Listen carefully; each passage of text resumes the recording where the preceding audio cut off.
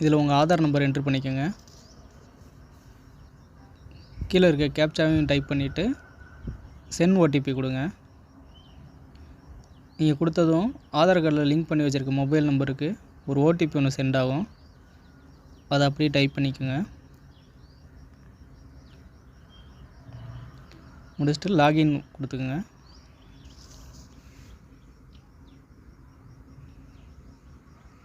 மேலே profile check பண்ணிக்கோங்க, உங்கள் ஃபோட்டோ தான் இருக்கான்னு.